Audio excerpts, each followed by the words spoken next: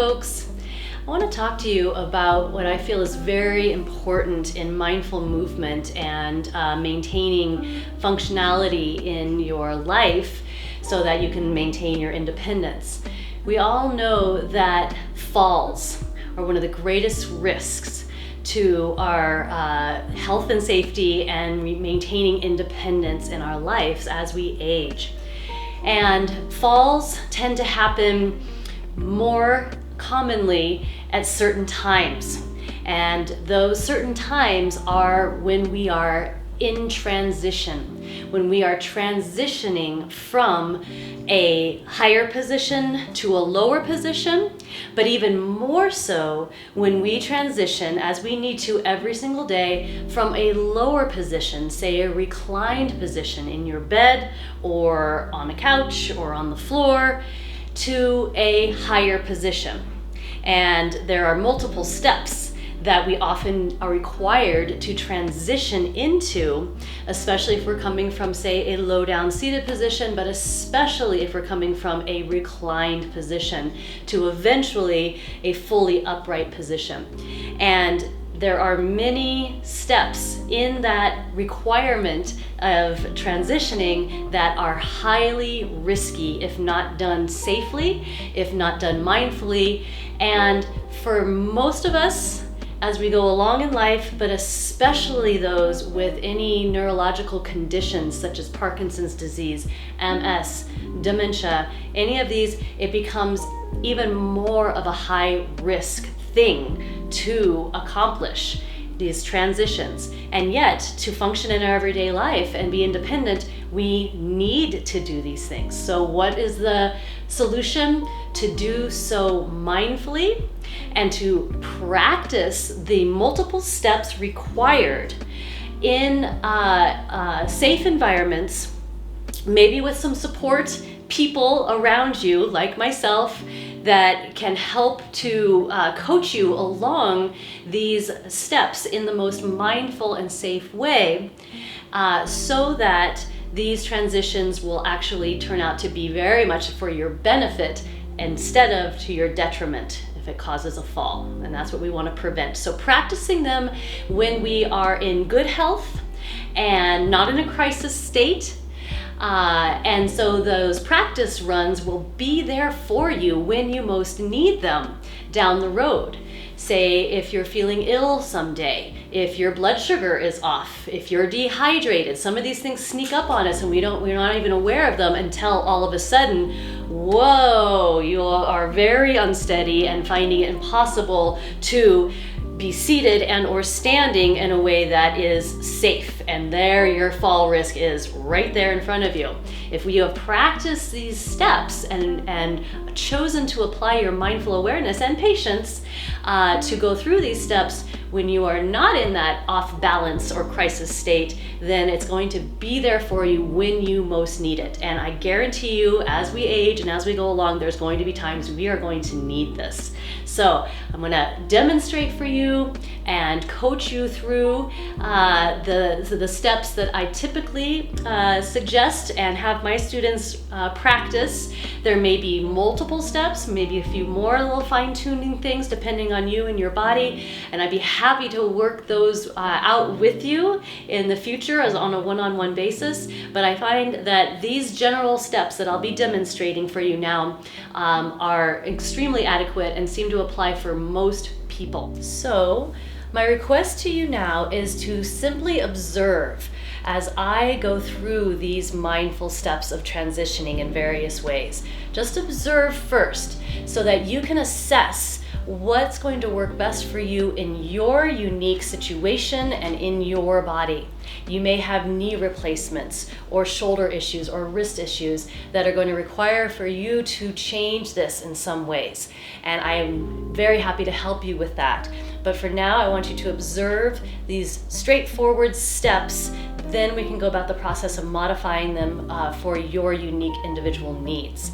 But let's start with the simple but very important daily transition of coming from a seated position in a chair, or you might be in a sofa, or coming from your bed, those types of situations. We'll start with first mindfully becoming aware of how your feet are positioned. Are they below your knees? Are they further out from your knees? If so, then you want to bring them more under your knees, or maybe even a little bit closer into your chair. I'll show you why here in just a moment. Also, especially if you're in an upholstered chair or sofa, they tend to kind of want to swallow you in and make it harder for you to get the right momentum to come up and out of that. So for those situations, you want to use your strong arm dip muscles to scooch yourself further forward on the seat of that sofa or couch, lazy boy chair.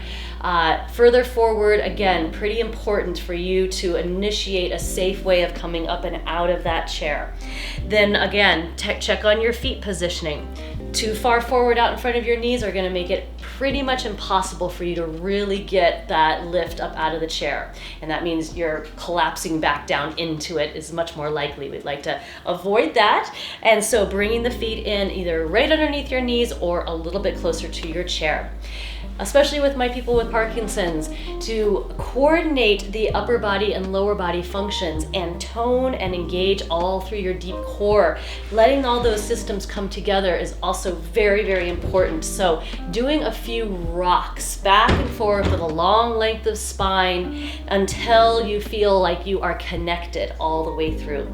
Also, never be afraid to use your arms and your hands for assistance. I highly recommend practicing with them, even though doctors and PTs will often want to evaluate you doing this without the use of your hands and arms. That's great if you can do that in a safe situation, but many of the situations that you're going to find yourself in, I want you to feel free and empowered to use your arms and hands, because that's going to ensure your safety. So with a little bit of rocking, awareness of the feet, feeling of tone, you're on the right position, more forward in the chair, you finally can find that little boost, usually just a few inches, maybe a little bit more off of the seat of the chair, pausing there until you feel a good sense of balance in your foundation. Taking some breaths. Your body may decide you need to come back down to that chair instead of going up to the full standing position. Take the time to assess that before just popping straight up, where from up there, your fall risk is a much greater risk. And so staying down low, especially if you're not quite so sure how steady you are, staying low, the chair is right there, you can come right back into it safely. When the time comes and your body, your whole being gives you the go-ahead, you're feeling strong, you're feeling steady, you're well connected, then slowly come to a full standing position. Don't shift, don't move much, feel a good sense of your foundation. If anything, maybe a little bit of side to side movement, and assessing where your next piece of solid furniture or support is that you can put at least one hand on. And that's also going to help you be very safe to take 3 full breaths while you're here before stepping off, running off, anything like that. You want to be able to stand steady and have your hand or both hands on a steady support while you take 3 full breaths. That is an important step that we often want to cruise right on over, but guess what happens within those 3 full breaths period of time? Your whole body systems, nervous system and everything else has the opportunity to assimilate where you are now compared to where you were, and how steady and well connected are you to be doing something else more complex and or risky. There may be a good chance that as you take those 3 full breaths, you could get the messages from inner within wisdom, or the feeling of just a really unsteady lack of balance, that it's like, oh, I need to go back down to where I was and stay here for a bit until the right scenario has come about where I can take that move and make it safe for me. So I'll demonstrate quickly one more time. Feet in, down into a good steady position, a little rocking, a little boosting until I feel, all right, here I am. 3 full breaths, hand hopefully on steady support. That's coming from the chair to standing. And notice the big part there is don't just run off as soon as you stand up. There's too high of a likelihood that you're gonna miss some important wisdom that your body is trying to tell you that, whoa, I am not all together here and ready for that next very risky, possible, complex movement. So stay with it, be patient. Next, when you're up in a standing position, you will need to eventually come back down to either a seated position, or, especially if you're joining me in these classes, that we can have opportunities to go down onto the floor. I'd like for all of my students to feel empowered to get down onto the floor when they want or need to, and to also get back up from the floor. That's an empowered process that often takes practice and really thinking it through. So I'm going to demonstrate for one option for you here, maybe a few different modifications, and then it's about assessing what's going to be really best for you. I'm in a standing position. I've assessed where are my steady support pieces of furniture, where are there any risky things going on, and what can I use? So I'm going to just turn sideways this time, but you could turn all the way and face something like a chair or a coffee table, something that's a little lower down, to steady yourself as you slowly make your way down from an upright standing position to closer to the floor, or it might just be right to the chair. But turning sideways at least, so that as I bend forward and put both hands, if at all possible, both hands on a steady support of a chair or a coffee table or something, then you're ready to ease down one knee at a time, and then the other, and then we pause. Take 3 full breaths. Once you've taken those 3 full breaths, again, your whole body is assessing how it's feeling. Do you need more cushion under your knees? Do you need to be moving your body or your furniture, if you can, into a better location? Because from here, from your hands and knees, we're gonna just sit as comfortably onto the side as one can. Now, this may have to vary quite a bit depending on what your issues are, but coming to kind of a half-seated position. And again, taking a pause here. Where this can go a couple different directions. One is my focus on people with back issues, back pain, which I have dealt with much of my life. So this is the approach that I take. It is from your side-seated position, working your way to a lower position on your side, not just kind of wrenching yourself or overstraining through your back to lean straight back. Some of you can do that just fine. Many of us really want this extra support. Once you're more or less on your side, on the floor, then rolling onto your back. This is great for getting in and out of bed. This is really great for when we do our full body relaxation time in my classes. Those that can safely get down to the floor and do our relaxation from this position, it's heavenly, but not if it's a great risk and you might be injuring yourself to either get down here to do this, or especially when the inevitable time comes when you need to get back up. And these are the steps that I would like you to take. Knees bent, feet planted. Again, for anybody with back issues, I recommend practicing rolling onto your side as completely as possible first, using your arms to prop yourself up, and stop right there. Take 3 full breaths. That transition from you being fully reclined, your heart, your hips, your head all on the same horizontal plane, that is completely different for your circulatory system and your nervous system as is being upright this way. And taking these 3 full breaths gives time to everything assimilate and integrate and give the information necessary to say, yeah, okay, I'm feeling pretty good here. I'm ready to go to the next stage. The next stage is easing forward onto hands and knees, if at all possible. Doing a little crawling practice I often recommend, because from here you're going to be making your way to the most solid piece of furniture that's going to help this next transition. So that piece of furniture. It may be out there in front of you. You may need to practice crawling forward a little bit. Sometimes it's a little more back. Crawling backwards practice. Not a bad plan. Very novel movement too.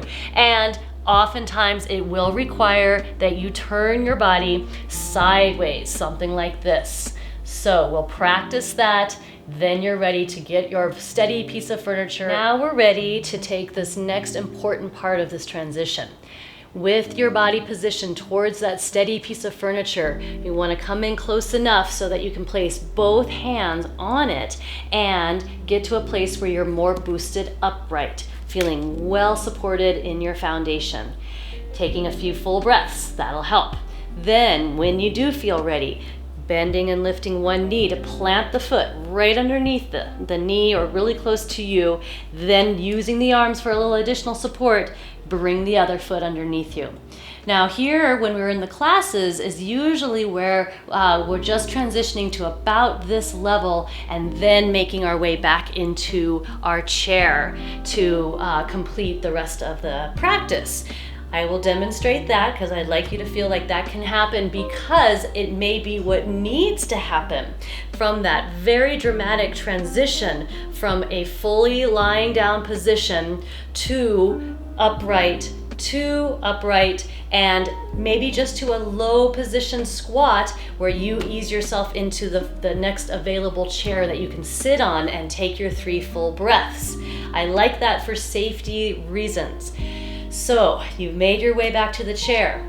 I'm going to now demonstrate what it could look like to come just right up to standing from the floor for those that it would be appropriate. So, placing the hands on that steady piece of furniture that you've brought yourself towards, bringing it in close enough where you can easily bring one foot underneath you first. Use the arms to help bring the other foot underneath you. Stay in a bit of a squat and take 3 full breaths. During those 3 full breaths, you may realize that it's more important and safe for you to either go back down onto your hands and knees or get yourself seated into a chair instead of coming to the standing full upright position. If it does feel good, everything's coming together, steady support underneath you, your breath's coming through, you're feeling good and solid, 3 full breaths before you embark on your next complex maneuver that will be taking you into whatever else you need to do next.